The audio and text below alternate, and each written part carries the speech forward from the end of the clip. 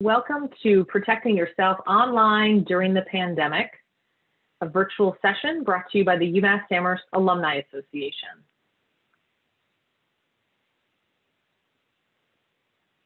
I'd like to introduce you to the team behind the scenes for tonight's session. My name is Karen Schultz-Battistoni. I'm the Director of Alumni Volunteer Relations, and with me is Janine Six, class of 1993, the Senior Director for Alumni and Constituent Programs, and the two of us will be looking at the chat box and then also looking at the Q&A box. So if you want to communicate with us, feel free to reach out. To connect with us, submit your questions in the Q&A box. If you have concerns and comments, please submit those in the chat box. By participating in today's session, you are agreeing to being part of a recorded session. We're going to record tonight's session, and then we will get it closed captioned, and then we'll be posting it on our webpage. For all attendees, your microphones and your cameras are not enabled, but you will be able to communicate to us with the chat and Q&A functions. So if you go to the bottom of your screen, you should see those boxes. As I said, put all questions in Q&A. You can enter those at any point. You do not need to wait until the end. And then also any comments or connectivity issues or other feedback, feel free to put that into the chat box. If there's anything you need, just let us know. I'd like to introduce to you today, tonight's speaker. So we have Steve Weissman with us. So Steve Weissman is a lawyer, college professor, author, and one of the country's leading experts in cybersecurity, identity theft, and scams. Steve graduated from the University of Massachusetts Amherst with a Bachelor of Arts in Philosophy in 1970. He completed his Doctor of Jurisprudence at Boston College Law School. He is a member of the Massachusetts Bar and Federal Bar and is admitted to practice before the United States Supreme Court. Since 1998, he has taught at Bentley University and is currently a senior lecturer there teaching on white-collar crime.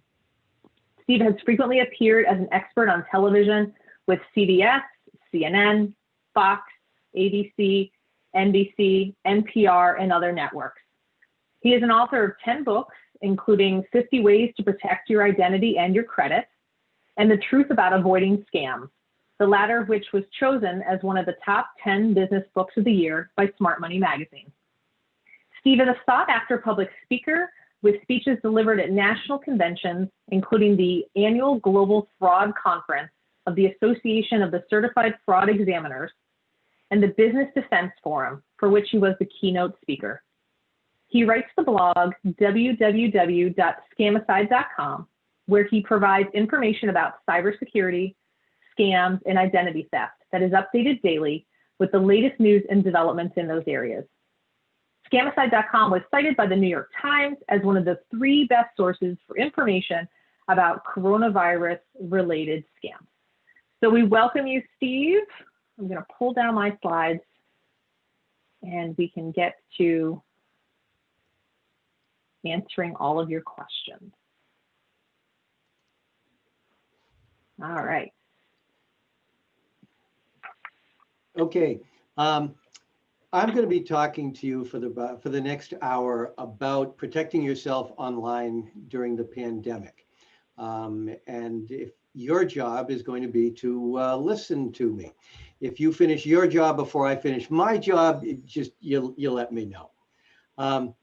So the idea right now, the pandemic has had such an effect on us in so many ways, and it certainly has as far as working at home, as far as shopping and holiday. And so we're going to go over a long list of topics today that you see up here: passwords and security questions, dual factor authentication, spear phishing, SIM swapping, credit reports, security on the Internet of Things, router security, malvertising, and a lot more. Lions and tigers and bears. Oh my. And certainly it's kind of scary, but we're going to find ways of making it work for you. Scam artists, the only criminals we've referred to as artists, take whatever is going on in society and interesting to the public, and they turn it into a scam.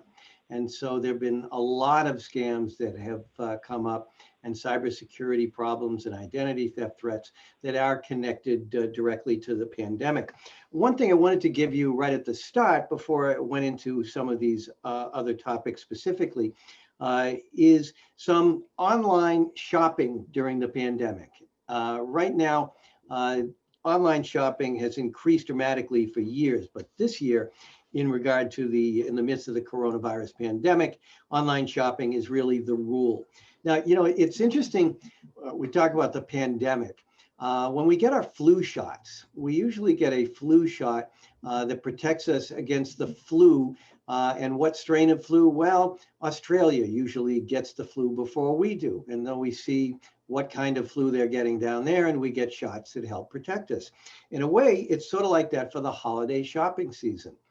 I don't know how many of you know the biggest online shopping day in the world is November 11th. And it isn't for Armistice Day. It is Singles Day. Singles Day in China is the biggest shopping holiday for online shopping, which is kind of interesting to me. And so one of the things that I've been doing is looking at where were these scams that we're seeing for online shoppers in China for Singles Day. And the number one is one that we're all going to be seeing coming here too. And that's scammers posing as customer service representatives of companies you do business with, like Amazon primarily. They give you a call, they tell you that there's been a problem with your order, it's not available, and they want to do a refund of your money, but they also want to send you some additional money to make up for what you've lost. And so in that instance, what they merely do is they want your bank account information or your credit card information. The bottom line is, frankly, one of my rules, and this goes all the time, trust me, you can't trust anyone. And when you get a phone call, you can never be sure who is really calling you. So there's a technique called spoofing. And in spoofing, your caller ID can be manipulated so that it appears that the call is coming from whomever they want it to make it look like. It can be looking like it's coming from the IRS. It can be looking like it's coming from Amazon. But the bottom line, you don't know, and it's coming from often scammers. So you never give personal information such as credit card information or bank account information to anyone who calls you unless you have absolutely confirmed it's legit. Another real important online shopping tip is you never use your debit card. Your debit card is connected to a bank account. It may look like a credit card, but it's directly pulling money out of your checking account or other bank account to which it's tied. With the laws that we have regarding consumer protection for fraudulent purchases are very strong when it comes to credit cards. And in fact, you can only be charged for no more than $50 worth of fraudulent charges. However, frankly, I don't even know any credit card company that does that. So you're really pretty safe using that credit card. But with a debit card, the amount that you're liable for depends on how quickly you report it. And if you delay in reporting it, you could end up having your entire bank account looted and stolen. So don't use that debit card for online purchases. You also want to make sure when you're going online that you're going to the legitimate websites, because there are some tremendous counterfeit websites. And in fact, there are more of them than there are the legitimate websites. And so they will be a phony Walmart, a phony Target, all kinds of websites that you would normally trust, but it's not the real one. Now, sometimes the name may look legit, and maybe you look at it quickly and it looks like it's Walmart, but it may be walmart.net as opposed to walmart.com. Or it may have an M instead of an R in a word that when you're looking at it, it looks legit. Bottom line here is, again, you first look, are they offering you a price that's too good to be true? Because it usually is. But even then, You want to stick to good retail websites with which you're familiar. And then frankly, you check them out. And you check them out by going to a website called whois.com. You type in the URL for what you think is a legitimate website, a retailer you want to shop with, and whois.com will tell you who actually owns this. I did a piece for New England Cable News in which we looked at a phony Walmart website. It was perfect. It really looked great. We took the URL from it, put it into Whois, and found that it was owned by someone in Nigeria, which is a good indication that it's not really legitimate. There's also a website called www.resellerratings.com. And with resellerratings.com, you can put in the URL of the particular website that you want to go to, and it will tell you if it is legitimate or not. You know, another thing always used to be look for the HTTPS, that extra S on a URL to show you that it is protected and encrypted. But frankly, right now, that can be counterfeited as well. So that doesn't always help you either. One other thing is people are feeling very charitably inclined during this time. And here's a thing where, you know, if you put yourself on the do not call list, and that's something that I really think everyone should do unless you like getting those calls during dinner time from the telemarketers. It doesn't protect you from calls from charities. Legitimate charities can call you. However, also illegitimate and phony charities can call you. And again, when you get a call from one of these charities, it's impossible to know if it is legitimate or not. So if you answer the call, and it does seem to be a charity that you're interested in contributing to, the simple thing to do is to go to another website, charitynavigator.org. Charitynavigator.org is a tremendous free website. And what it will do is you type in the name of the particular charity, and it will bring up not only whether that charity is bogus or not, but it'll also even tell you whether the amounts that they collect, how much of that goes towards their charitable purposes and how much do they keep for themselves. So you can see, even if it's a so-called legitimate charity, whether it's a really good one that you want to contribute to. The last kind of holiday tip I want to give deals with coupons. My wife loves coupons. Coupons used to be paper, but now more of our coupons are coming online. And once again, trust me, you can't trust anyone. There are a lot of phony coupons out there. And sometimes you may get them through social media or through an email or a text message. And the thing there is, once again, you can't tell. And sometimes even by just clicking on that particular phony coupon, you may download malware onto your computer or phone. Other times, you will have to answer questions in order to qualify for that coupon. And the questions you answer provide information that is used to make you a victim of identity theft. But once again, there's a nice, easy way to get around this. And the way to get around this is, let's say it's a Target coupon. Go to the website for Target. All of the legitimate coupons that a company has will be able to be found on their websites. So don't trust the ones that you get in emails, text messages, or on social media. All right, let's look at cybersecurity. And particularly during the days of the pandemic, it's more and more important. And in fact, I have a kind of a bad prediction that I'm going to make to you tonight. And that is, within about the next 3 or 4 months, we are going to find out about a number of massive data breaches that have occurred at all kinds of companies and agencies and places that have your personal information.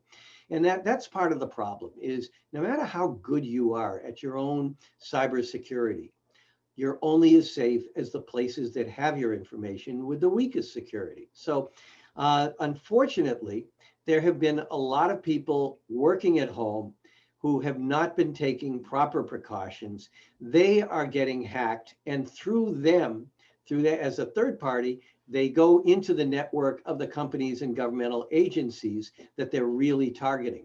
And even using the word target, we all remember the first major data breach at Target as the first major retailer that suffered a huge data breach.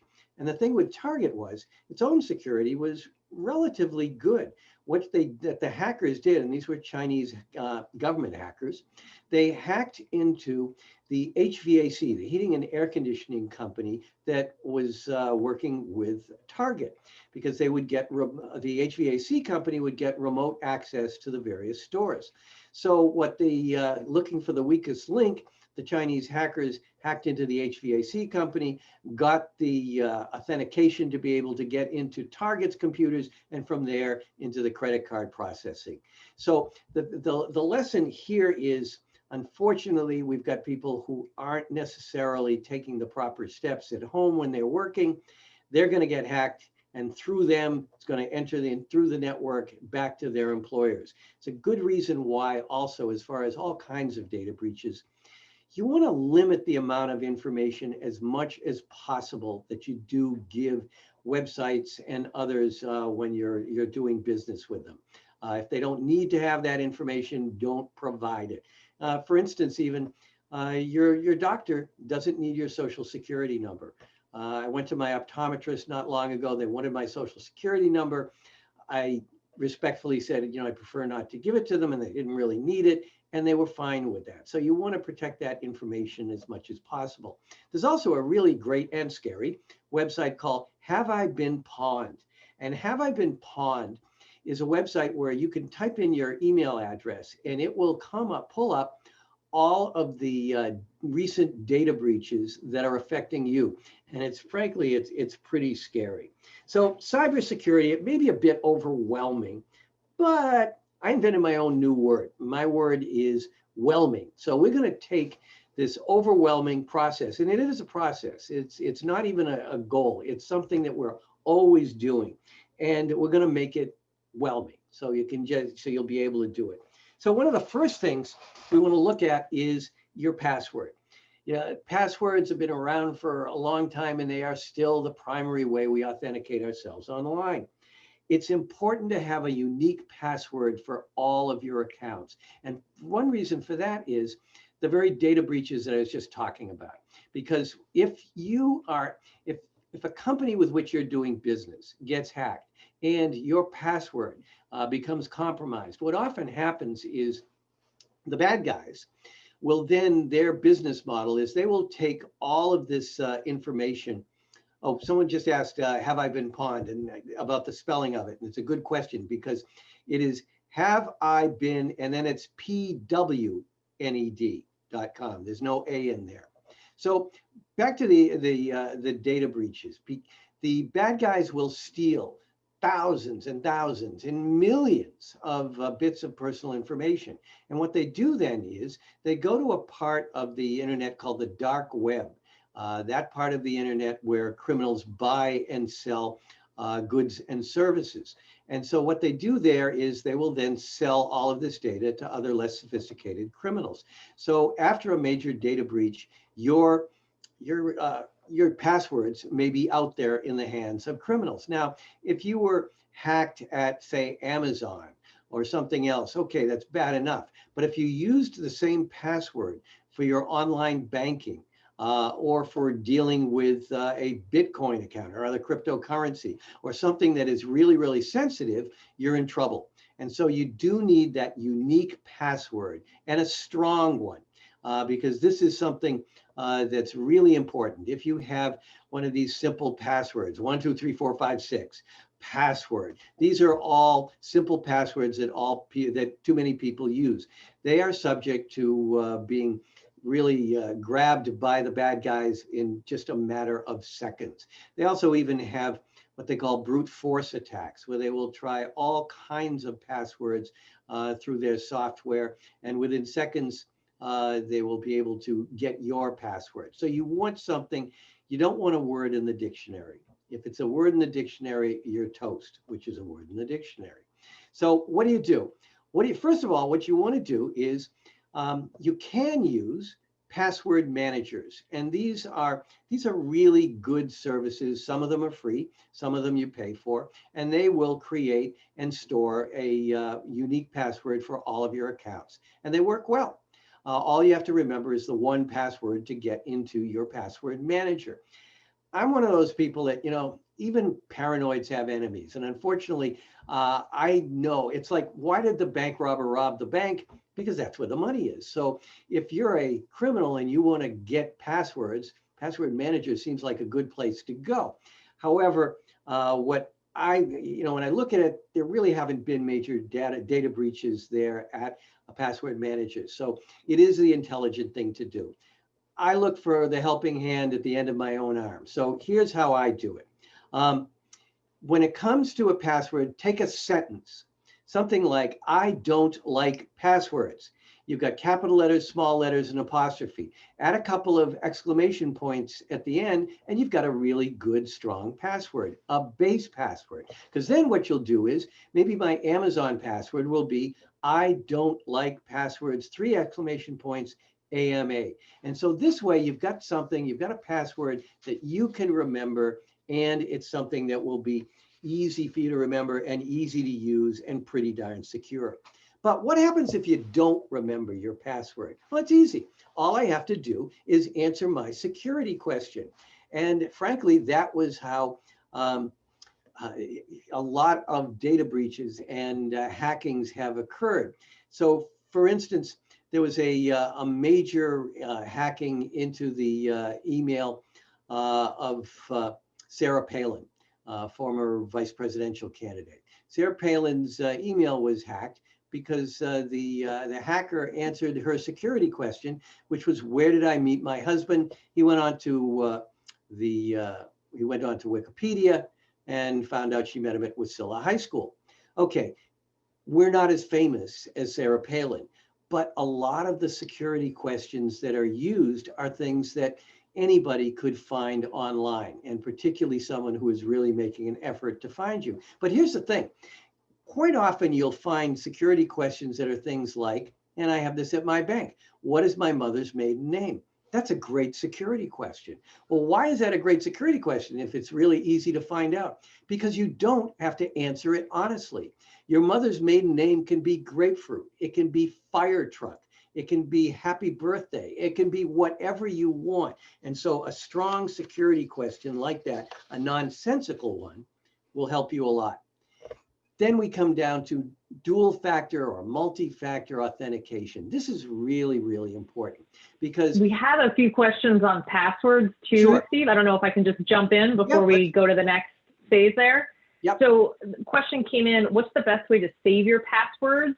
Handwritten notes, Microsoft OneNote, a Google Doc, something else? And then are there any risks to using some sort of password manager? Yeah, the risks with a password manager are relatively minimal. So I am a fan of them. I don't use them myself just because I'm a paranoid, but they have worked well. They are pretty secure. However, you can do it on your own, and you can store your passwords in the cloud. You can store your passwords with a portable thumb drive. You can actually write them down. We go, oh, you can't write them down. Well, you don't write them down and carry them in your wallet, but you can write them down and keep them in a secure place in your home. So really any of those are good options. Okay. Is it safe to use, you referenced the I Have Been Pawned website. Is it safe to use that to see any data breaches? Or are there any safety concerns with using that site? Yeah, and that's a great question because, am I getting into, am I putting myself in jeopardy? No, Have I Been Pawned is safe, and you can find out. And just by putting your email address in there, it's not going to make you in jeopardy of another data breach. I don't think, nothing's perfect. And so it won't necessarily have all data breaches that may have affected you, but it's a good place.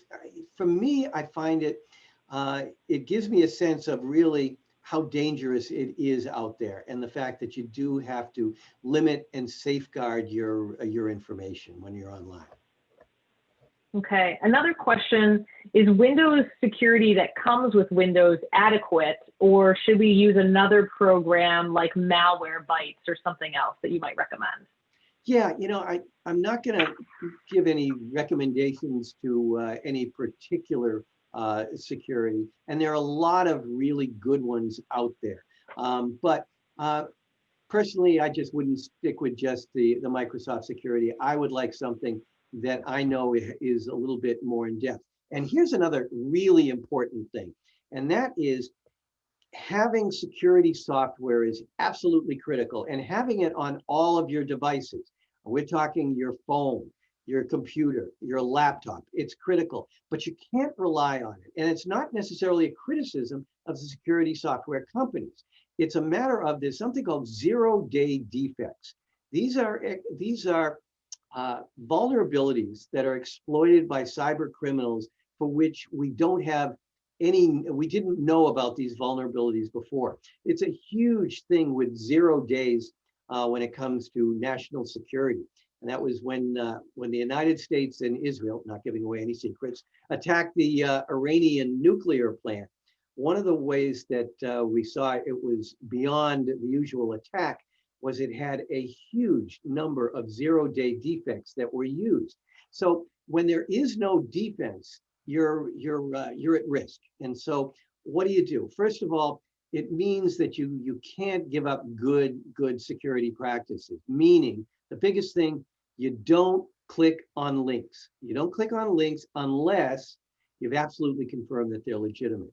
And so when you get a link in a text message, when you get a link in an email, you can't click on those links until you've absolutely confirmed that they're legitimate, because it's very, very easy to get someone with what we call a phishing, or even a more specifically targeted spear phishing email. It looks legit. And so people will click on that link and they get into trouble. This is where a lot of the, what I am expecting to be the data breaches are going to be occurring. And I'll tell you, one of the spear phishing ways they've been coming is emails that appear to come from the HR department of your company or the organization for which you work. A lot of spear phishing emails are being sent out that look like that, have a link in there for you to click on for information. People click on it, and then they end up downloading the malware. So the first thing is you have to still have good computer hygiene. The second thing is you have to update as soon as possible, because the security software companies, generally it'll be about a month before they will pick up on the latest vulnerabilities. They will put out a patch, download it. This is where 148 million of us, including me, were victims of the Equifax massive data breach. And this was caused sheerly by the negligence of Equifax. I was contacted by one of the law firms that was bidding to be the law firm for a class action audit, to be an expert witness. And I said, oh boy, do I want to work with you. I don't like those people at Equifax. And the reason why is that Equifax, they use a type of software called Apache. And Apache had a patch. They had a security update for their software. It had been issued months before the actual data breach occurred. And yet Equifax didn't get around to downloading it. And so it could have been totally avoided. I even remember during testimony before Congress, one of the people from Equifax was saying, well, the guy, oh really? The guy who was in charge of security wasn't there the day it came in. You got one guy in charge of security, and they thought, well, bottom line is that helping hand is at the end of your own arm. So you want to make sure you update that security software as soon as it is available, because it's really, really important. So a follow-up question to the Have I Been Pawned website, and we put that into the chat box for everyone. So a question came in and they said that it looks like there are some data breaches for me through I Have Been Pawned. What do you recommend as the next steps when a site like that is telling you, yes, you do have a possibility of some data breaches? Do you recommend subscribing to find out more information, or what steps should I pursue? Yeah, and one of the things is I think we all should figure we're going to be subject to various data breaches. So you've just found out. The first thing you can do, and this is the very best thing that you can do to protect yourself from identity theft, and that is freeze your credit. And if there was anything good that came out of the Equifax data breach, was the fact that before that, in the the rules for credit freezes were different from state to state. And so you may have had to pay $5 to freeze your credit, and then you would have to thaw it. So for instance, if you're taking out a loan or applying for a job or leasing a car or something where they would need to see your credit report, you would need to thaw it out. And then you need to refreeze it. So this is something that could be costing you, $5 to $15 each time you're doing it. And it was, the credit reporting agency said, no, you don't want to do that. It's so inconvenient. It isn't inconvenient. And why would they would say, use a fraud alert. What's a fraud alert? A fraud alert is a creation of the credit reporting agencies by which a notice is put on your credit report for someone not to grant any kind of credit until they have contacted you personally. Terrific. What's the penalty for not honoring a fraud alert? Zip. Nothing. There is no penalty. And most of the time, it is not followed. So fraud alerts are absolutely worthless. Why do the credit reporting agencies pitch those instead of the credit freeze? They do that because we are not their customers. Steve Jobs once said, if you're not paying for a service or a product, you are the service or product. And we are the product of these major credit reporting agencies. They sell our information. And it's an entirely legitimate business. But we have to remember that their interest isn't primarily us, and they're not going to be able to sell our information if we have frozen our credit. So you want to freeze your credit. It's simple to do. You can do it online. And after the Equifax data breach, Congress made it free. And you can also, I did it recently. I was leasing a car. And so I had to unfreeze my credit, and I did it with, I had already frozen it. I had to unfreeze it. You have a PIN, you keep that to unfreeze it.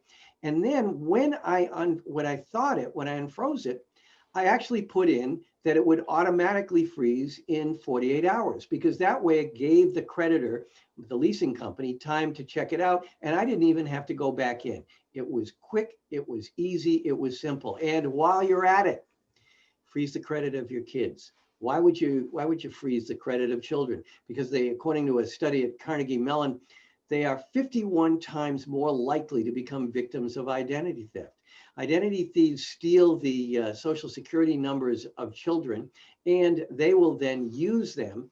And the children usually don't find out that they've become a victim until maybe they're 18 and suddenly they're applying for college aid, for a grant, or maybe they're applying for a car loan or something like that. So you want to protect your kids. It's really important. And our kids are very, very vulnerable to identity theft. So freeze your credit, freeze your children's credit. I also think, Karen, that if you think you're a victim, when you know you're a victim of a data breach, you want to do credit monitoring. You just want to check out your credit report. Used to be the law, you'd have the right to have a free copy of your credit report once a year from each of the 3 credit reporting agencies. And what I usually advise people, even though they had different reports, is get one from Experian, then 4 months later, get one from TransUnion, and then get one 4 months later from Equifax.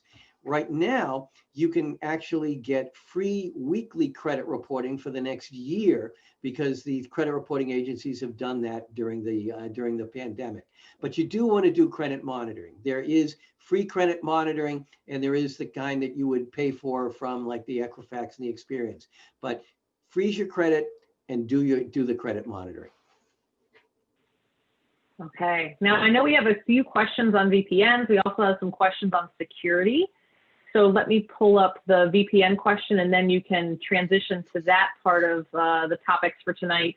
So what about using VPN software to protect my home network and shopping online? Are these worth it? And then some people asked if, should it be free or have a fee? People, it sounds like, are just trying to figure out if it's worth it. Yeah, and VPNs, it's short for a virtual private network. And this is software that is particularly helpful when you're outside the home and you may be using a public Wi-Fi. You can never be sure how secure and insecure public Wi-Fi is. It is generally pretty darn insecure. So what you want to do is, if you are going to, I like to refrain from doing anything when I'm not in my own home. of a sensitive nature, like on my line for purchases or banking. But if you use a VPN, that VPN will hide information about your IP address, it will encrypt your communications, and it will allow you to send your data through a secure tunnel, through a VPN service that won't be susceptible to being hacked or readily susceptible. Nothing's perfect. I just saw recently about some flaws that there were with certain VPNs, but they work great. They really generally work very well, and it's a good way to know that you're not going to be hacked while you're doing this. So, what about the free ones? There are some free ones, and they work pretty well. There are some that will have more bells and whistles, um, and more bells and whistles with it. But and for some people, it may be worth it. But if you're not doing a business, I think some of the free VPNs will work as well.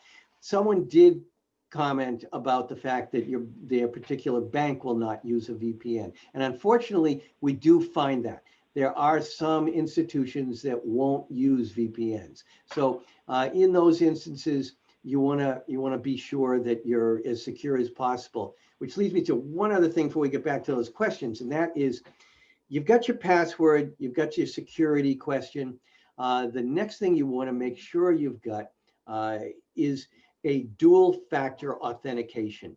And dual factor authentication or multi-factor authentication means even if when you use your username and you use your password, before you can actually get access, there will be an additional security. And most commonly what it'll be is the bank, whatever, will send a text message to you, to your phone, with a code. It's a short list of numbers that you put in, and that way you can be protected even if someone has your username and password. I give the example of Jennifer Lawrence. Jennifer Lawrence was very upset when nude photos that she had stored in the cloud were hacked into and stolen and put up online. And she was very upset with the security of Apple. But here Shakespeare Shakespeare had it wrong. Shakespeare said the fault wasn't in the stars. The fault was in this star. It was in Jennifer Lawrence, because later she found out that she had given her username and password to the hacker, and not a particularly sophisticated hacker. And she didn't use dual factor authentication. Why did she give it to the hacker? A phishing email, a spear phishing email came to her. It said it was Apple security, and they just need to confirm her username and password. Oh, Jen. So she did. She turned it over, and that got into trouble. So the idea is you want to use a good, strong username, password, and use the dual factor authentication. Can you explain the difference between phishing and spear phishing? And then also, if you have thoughts on the different scams, are they originating in the United States or all over the world? Everywhere. It's an equal opportunity scammer. Actually, one of the countries, we're aware of Nigeria. Nigeria is a big place for many scams and cyber scams. North Korea. Frankly, a lot of people may not realize that one of the biggest industry in North Korea don't usually go in the same sentence, but one of the biggest industries that they have is cyber bank robberies. They have stolen billions of dollars around the world in cyber bank attacks. And this is something that the banks don't publicize a great deal, but has been going on. All right, so phishing and spear phishing. Spear phishing is the more specifically targeted phishing. So I will get a phishing email. A phishing email is merely an email that is luring me to provide either personal information or click on a link. But let's say I got a phishing email from Citizens Bank, and it was pretty good. It had the logo on there, but it's real easy to counterfeit the logo. And it was to Dear Customer. First of all, at first I looked at it and went, ooh, there's a problem with my account. I need to respond right away. And then it occurred to me, I don't have an account at Citizens Bank. So a phishing email is one of these broad ones that goes out there that they're just throwing it out and seeing who responds. The thing is, though, they're smart. So a lot of the phishing emails will come from Amazon. It'll look like Amazon. It'll look like Netflix. Netflix is huge for phishing emails right now. But then you get to the ones that are more specifically targeted. These are called spear phishing. And in spear phishing, what they'll do is they usually have information about us. And this is one of these things where, like, you ever seen on Facebook or other social media, 10 concerts I've gone to, or 10 bands that I've gone to, whichever concert. Seems like an innocuous quiz, but what you're doing is you're providing information to possibly a scammer or an identity thief. So, for instance, my son-in-law is in an Eagles tribute band. I really like the Eagles. I may get something about the Eagles that's telling me about where this tribute band is going to be playing, or where the Eagles are going to be getting back together and playing. I may be inclined to trust that. Again, remember the motto, trust me, you can't trust anyone. So a good spear phishing email will have your name in it. It will have other information. It'll be a company that you do business with. It'll make you believe that it's real. And I remember hearing a story about a cybersecurity expert, and he got a text message, and they have spear phishing that's called vishing when you get it in a text message from his bank, and there was a problem with his, actually it was his credit card company, and there was a problem with his credit card. And what they did was they even gave him the last 4 digits of his social security number. And so they were asking for information about his credit card. He provided that because he said, well, they gave the last 4 digits of my social security number. It was hacked. The social security number was obtained in a hack. And the security guy immediately, as soon as he provided it, because any of us can get scanned, went, oh my God, I shouldn't have done that. Called his credit card company, and they had already charged thousands of dollars in the time that it took him just to realize it. So how do you get around that? The good thing is, a smart person knows what he doesn't know. And what we don't know is whenever you get an email, a text message, a phone call, any kind of communication asking for personal information, or you to click on a link, you can't trust it. So you call, if it's like the credit card, you turn it over and you call the customer service on the back of your credit card. But make sure you dial that number correctly, because the scammers are sometimes so good, they will buy phone numbers that are maybe a digit off of the customer service for your credit card company. And so if you call in incorrectly, you may be turning that information over to them. Okay. Can you talk a little bit about some of the refund scams that are happening during the pandemic? And also, does searching in incognito mode online, does that provide you any protection? Yeah, searching incognito online can be helpful, but it's not really going to protect you very much from scams and being hacked. More often, what it does is it protects your privacy and from information getting there. So as far as what was the first part of the question? The other part of the question was about refund scams that are happening during the pandemic, where they're trying to say, oh, you could be eligible to receive some assistance during the pandemic, and how to avoid some of those type of things. Yeah, and first of all, we're talking about during the pandemic, there have been a lot of scams that dealt with the funds that were coming through the CARES Act. And here again, you've got to be sure that you're at the right websites when you provide that information. Same thing as far as people will be getting emails, text messages, calls, assisting you with that, or telling you. Right now, there's a big one going out aimed at college students, because college students, if a college student could be a dependent of their parents, they were not eligible for the $1,200 check themselves, even if their parents weren't taking them as a dependent. Just by being a dependent, or could have been a dependent, they weren't eligible. So there have been scams out there of scammers contacting college students, telling them that they are eligible for this and that they can help him. So what you want to do is, again, my motto of trust me, you can't trust anyone. You've got to go to those good sources that you can trust. In this case, you want to go to, oh my God, I'm telling people go to the IRS. Yes, going to the IRS when it comes to CARES Act.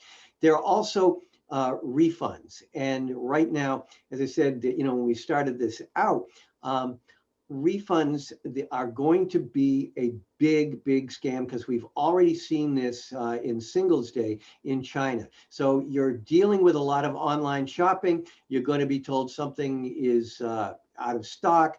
We're going to refund your money. We need your credit card number. You already have my credit card number. We need your bank account number. No, you don't. You can send me a check, or I didn't pay you with my bank account. You can put it on my credit card. So here again, it's just basic. The scammers always try and create an emergency that lures us into dropping our defenses. And that's what we have to be careful of. Okay. Can you talk about address change protections? So if I'm moving and changing my address and, maybe that's part of, some of my information is connected to that old address and now I'm moving to the new address and verification and different things like that. Any suggestions on protecting yourself when you're changing your address? Yeah, the thing with changing your address is you may need to do it in multiple places. And again, when you're communicating, you want to make sure that you're doing it in a secure fashion. Let me, as far as address though, here's one thing that's important. And this one has to do with your mail. A lot of people, let's see, my wife's not listening, but I know I have friends that are watching tonight that know my wife. So don't roll me under the bus.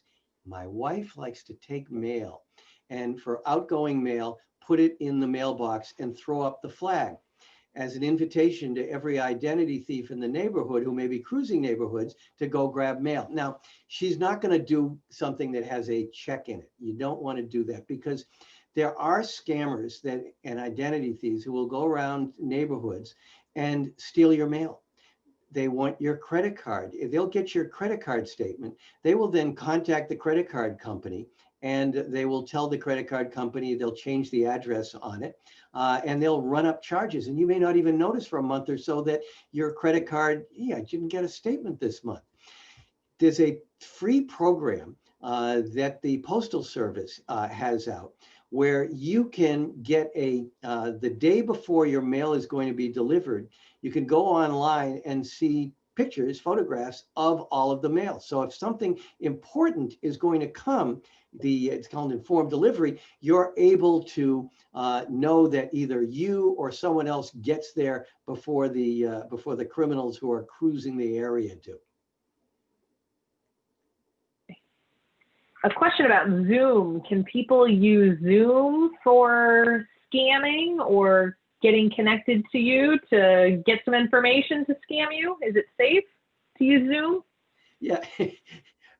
No, we shouldn't. No, Zoom has gotten better, and Zoom did have some security issues, particularly on the freer versions. But they've gotten much better. It's not, generally speaking, the vulnerabilities in Zoom are not going to be able to get through the fact that you're using Zoom to download malware to steal your information. Most often it's getting into Zoom meetings, Zoom bombing, where they put things in there that people don't want to see, or able to access a Zoom meeting. But your computer is generally not going to be threatened by a Zoom bomber. Okay. In terms of checking your credit score, does checking it often, bi-weekly or monthly, harm your credit score? I know this is something people often talk about. Checking it will harm it. So is that a myth or is that some truth to that? It's one of these things where my kids, when they were little, invented a word. The word was yabbit, which is, did you knock that lamp over? Yeah, but. So the yabbit here is there is a kernel of truth, but it isn't something to really be concerned with. If you have a number of hard inquiries into your credit report, that can affect your credit score. And by hard inquiries, that's where you're looking for loans at a number of different places, and that can be affecting you. However, if you're checking your credit score daily, weekly, monthly, whatever, that's going to be fine. Those are soft inquiries. That's just not having to do with an imminent purchase or something like that. So that is, I encourage people to do that, to check their credit scores. And here's another thing, we talk about there are identity theft protection services, which are a bit of a misnomer. They don't really protect you from identity theft. And I liken it to this. You're crossing the street and you get hit by a bus, and it's kind of like Wile E. Coyote, perhaps. And someone runs out to you and tells you, hey, you just got hit by a bus. That's what identity theft protection services do. They tell you sooner that you've been a victim of identity theft. They don't prevent it. So the thing to do is, yes, identity theft protection services can be helpful. You can do a lot of it on your own, and there are some, free that you can access that will provide some of those services. Same thing with credit monitoring. But the biggest thing you can do, in which absolutely none of the credit, what they call themselves, identity theft protection services, do, with the exception of one that I've endorsed, is they don't provide credit freezes. So you want to have a credit freeze. A credit freeze is still the best thing you can do to protect your credit. Okay. So another question came in. The person said they got a call from their own area code where their phone is registered, saying that it was an urgent problem with their accounts and they needed to press a number to immediately find out information, and they hung up. But what exactly is going on with this attempt? They're trying to connect them to someone who's going to then get information from them? What's happening here? You're being lured into, and frankly, scams through the phone are huge. Scams through the phone, in particular for seniors, are a particular problem. And interestingly enough, with seniors, is it that we're losing a little bit off the fastball or whatever? Are we more trusting? And the bottom line is, as we age, there's a part of our brain that deals with skepticism that becomes less viable. So seniors are a bit more, they're more susceptible. So particularly for our parents and grandparents, we want to warn them about this. Whenever you get that call, you can never tell who's really calling you. So here's the thing. Why do they do it? They'll do the call that looks like it comes from your area code. Sometimes they'll even do the call that looks like it's from your phone to lure you. Wait a minute, what's going on here? To get people to pick up. And the idea is they are trying to get you to provide personal information. That's the biggest thing they're trying to do. It used to be something, and this was a myth, that you would get a robocall and it would say, do you hear me? And people would say yes, and that they automatically had enrolled themselves in some kind of a product. That wasn't accurate. Bottom line is, if you do get a robocall or any call when you don't recognize the number, you're better off just ignoring it. Let it go to call waiting, and if it is a legitimate call, they'll leave a message. There are also a number of really good services to protect you from robocalls. None of them are perfect, but they're really pretty good. I use one called Nomo Robo, and it's free. And the call will come in, it will ring once, and Nomo Robo will generally be able to recognize the phony calls, and they will then disconnect it. Of course, answering a question that was asked, someone asked about the Whois website. That one actually is really easy. It is www.whois.com, whois.com. But as far as getting robocalls and other calls, you don't want to pick up on those. There's too many problems that come from them. And where do they come from? Quite frankly, a lot of robocalls like this come from, and the scams come from India. India is a great place for large telephone banks, for legitimate customer service. It is also a huge place for scam calls. And in fact, the Indian police have worked with the IRS to break up rings that appeared to be coming from the IRS. So whenever someone calls you on the phone, you don't know who it is. Because one of the things we were talking about earlier with some of these scams and some of the emails and even phishing emails, one of the things we look for is poor grammar and spelling. And it isn't necessarily that the cyber criminals weren't paying attention during English class or didn't go to UMass, but instead what it really is that a lot of these do come from countries where English is not the primary language. And so you have to be aware of that. But you also have to know that there are plenty of them that will look just perfect. But one thing I do want to mention, because I know we don't have a lot of time, is I teach at Bentley University in Waltham. I've taught for UMass Boston and Curry College and BU, but I never set foot on the campus of any of those other colleges. I taught through the prison education program, and I taught at Walpole, Old Colony, Norfolk, the state prisons. And I had a student, one of my student prisoners, who was serving 2 consecutive life sentences. So what that meant was when he died, he would start his second life sentence, which I was kind of curious. I said, oh, I was always curious about that. He said, me too. When I got sentenced to my 2 consecutive life sentences, I looked up at the judge and I said, how do you expect me to do 2 consecutive life sentences? And the judge looked down and said, just do the best you can. So ultimately, that's what we do. I mean, there are steps that you can take, some really basic steps to protect yourself. You want to, when your router is really, really important. That's the key to your computer. And if someone can hack into your router, they can get into your computer, they can get any of the information. And the biggest place we're vulnerable there is we're not updating the software. Some routers will update automatically, others you have to do yourself. But the biggest thing is people don't change their default passwords. They just install them. So you want to make sure whenever you get a device, Alexa or a toy or anything connected to the Internet of Things, which is 20 billion devices, you want to make sure you change those default passwords. All right. Thank you, Steve. It looks like we're still getting a few questions in. I did put a note in the chat box that we'll try to get some of those questions answered by Steve after the event, so that I could give you those answers so you can get the information. Thank you so much for leading us through so much content. This truly was a lot of information in a short amount of time. So it looks like based on all the questions, people are getting a lot of concerns answered, and hopefully in a way that seems manageable. Like you said, there's a lot to consider.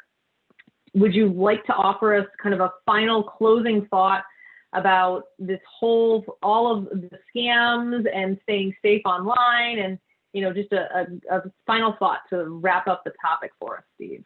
Yeah, just take your time. And that's the thing. The scammers try to create emergencies. So you want to take basic steps. You want to freeze your credit. You want to use dual factor authentication. You want to do these things, these basic steps that become part of how we live today, and you will not be the low-hanging fruit, and you stand a chance of doing much, much better. So we do the best we can, and we'll do fine. As a shameless plug, check my website, scamicide.com, or subscribe. It's free, and you'll get updates of the latest security issues and identity theft issues and what to do about them. Awesome. Thank you so much, Steve, for your time today. I'm just going to quickly share a few more additional resources. As I said, all of the web addresses that Steve mentioned today, I will send out a document so that you have those all in a handy sheet with a few details next to it of what they are for. So as he said, you can take a deep breath and do a little at a time. You don't need to do it all this week. We do want to let you know about different resources available to you as a UMass alum or a current UMass student. We have lots of different events happening right now, even though things are virtual. So if you go to umassalumni.com/events, you can see that.